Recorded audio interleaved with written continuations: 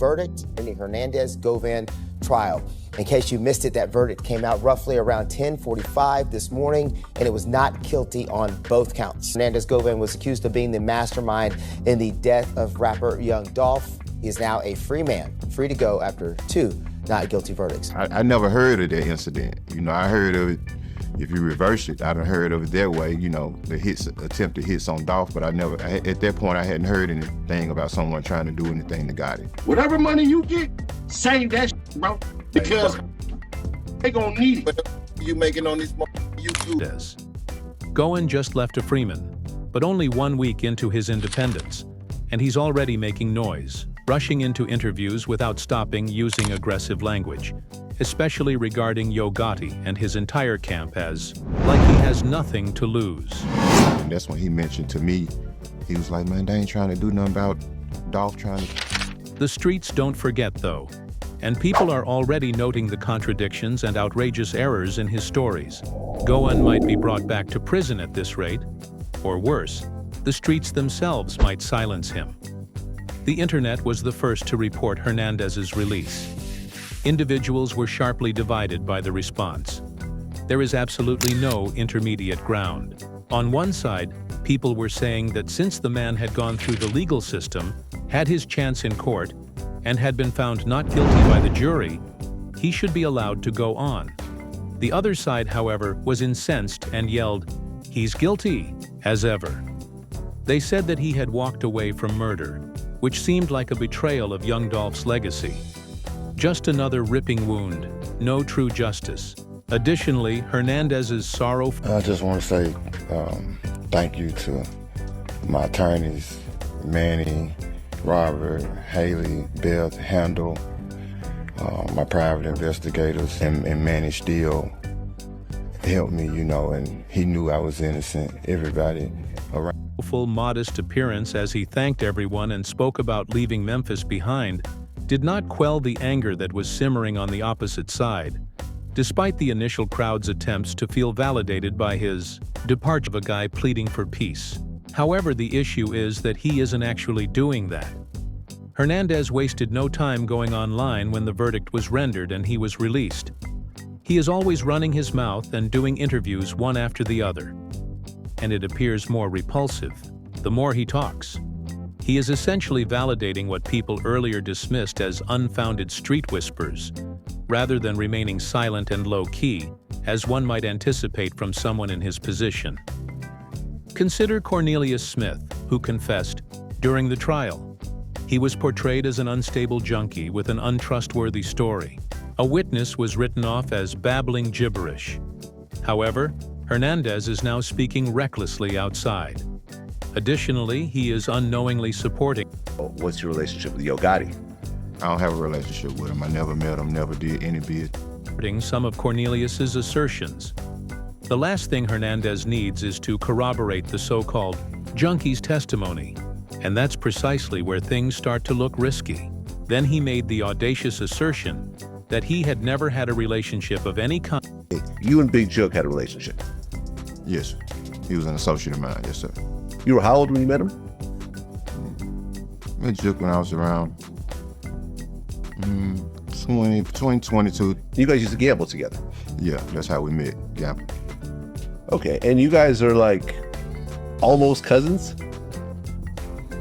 Signed with Yo Gotti, which was the biggest red flag of all. Nothing at all. Never met him. Never conducted business with him.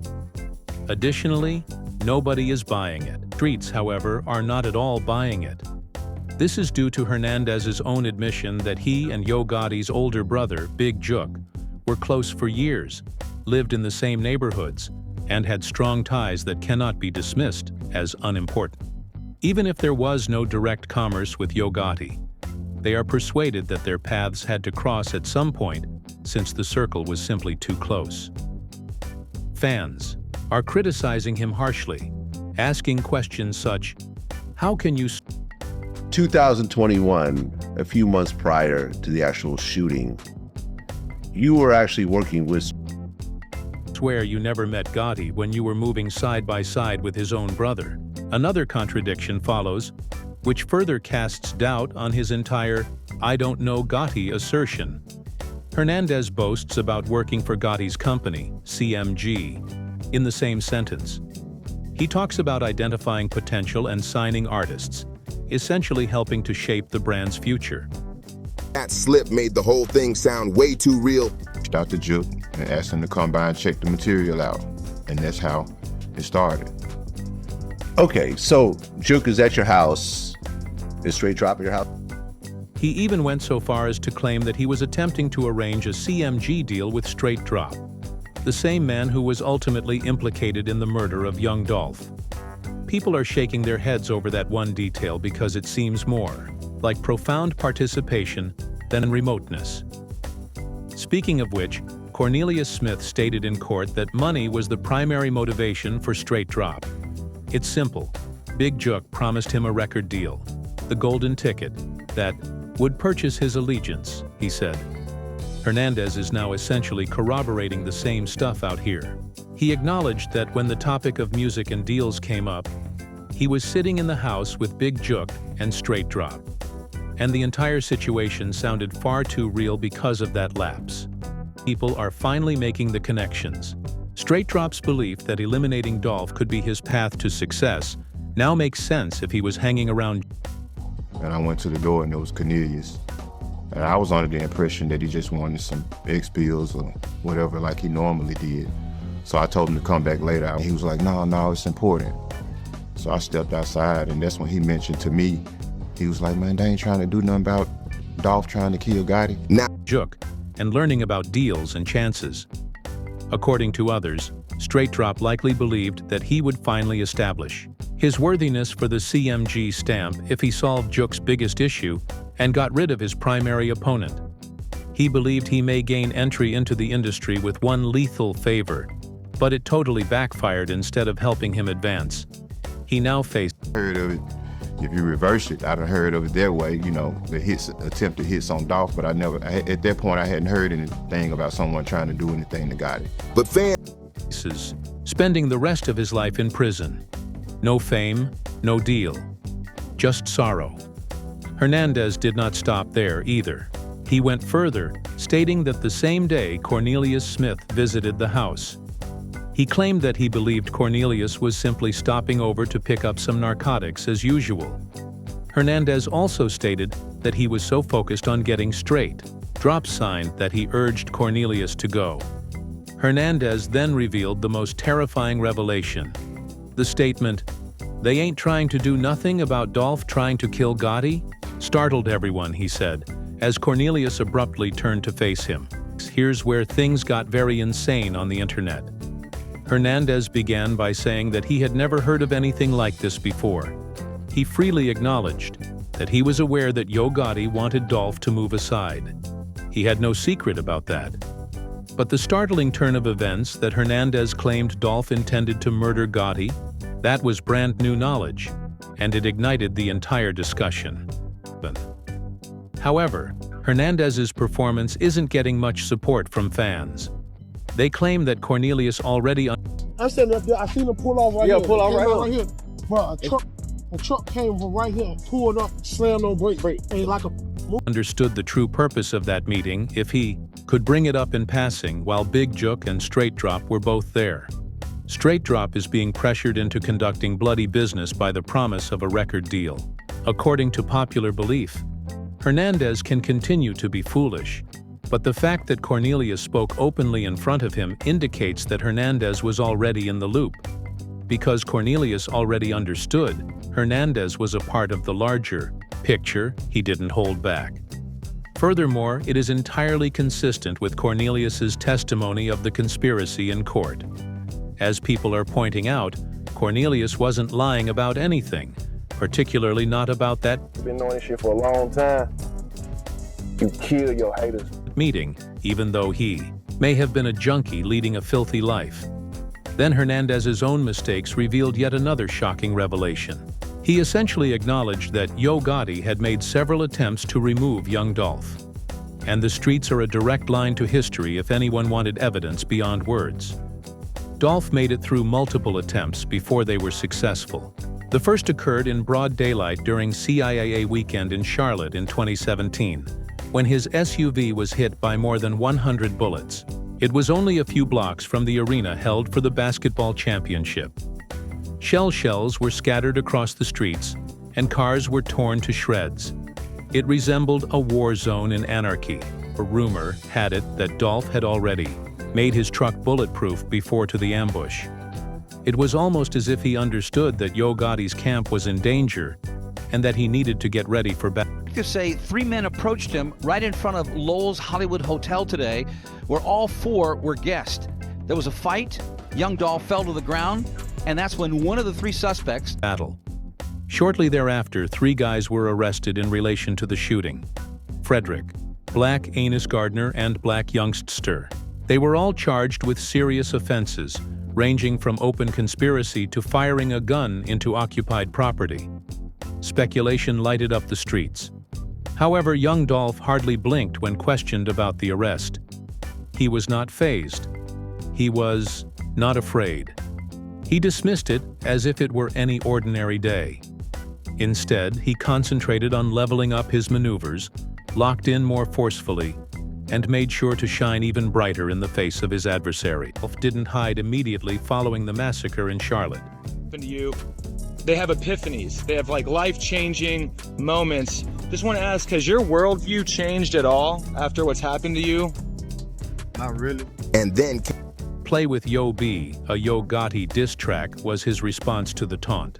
He then went all out, dropping 3 additional tracks that were inspired by the chaos.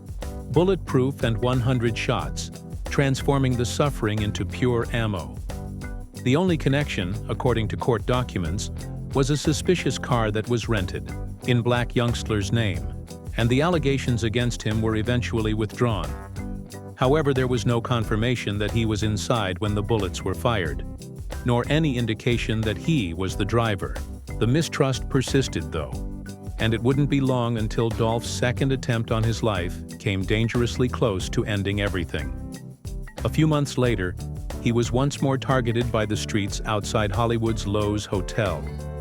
3 men got into a fight in the valet area. After Dolph was knocked to the ground, several gunshots tore into him as they rang out. Despite being hurried into surgery and managing to survive, the message was unmistakable. Someone in a position of authority would not stop until Dolph was permanently gone. Based on the testimony of witnesses, the LAPD even went so far as to designate Yo Gotti as a person of interest following the shooting in Hollywood.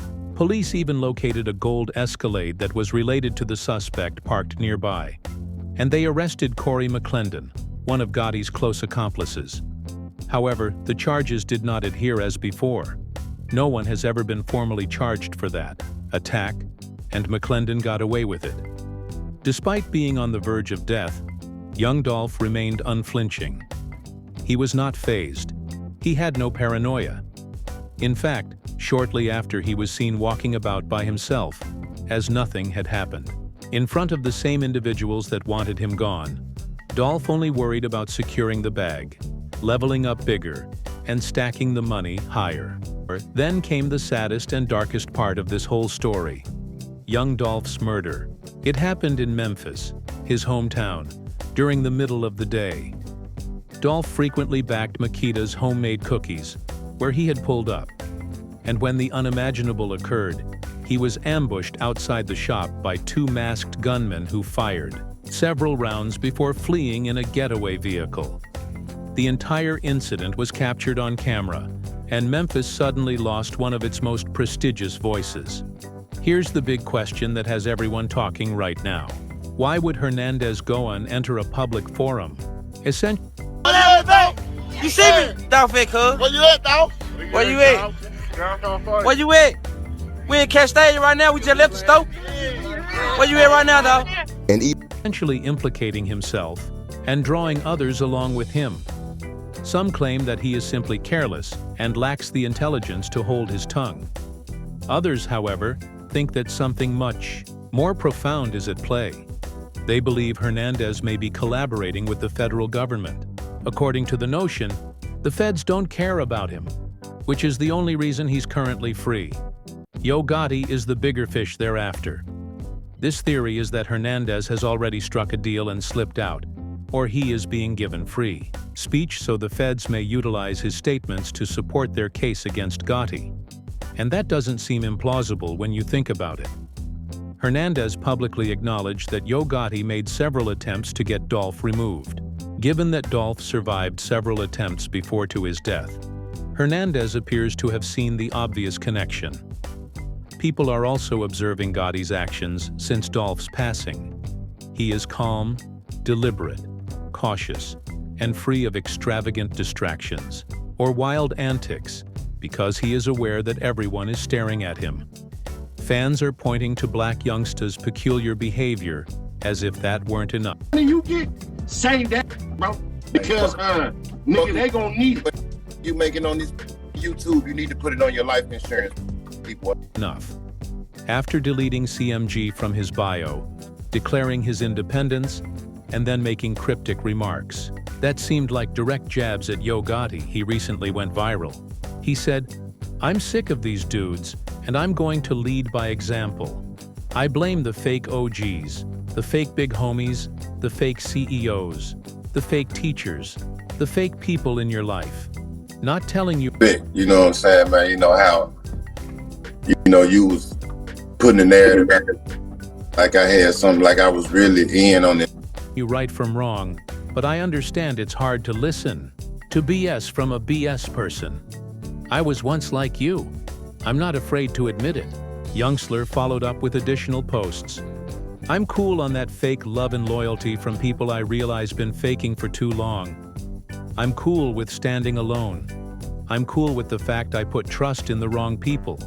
No more making it look good. We either cool or we not. Either way, I'm cool. I'm not like your favorite rapper. Allegedly, I live what I rap. Whole time, dudes just sound good on songs. If I'm lying, God can take my soul in the next 5 minutes. No cap. I cut a lot of people off I thought was real like me. Not to mention that Youngster was constantly at the forefront of the conflict between Dolph and CMG.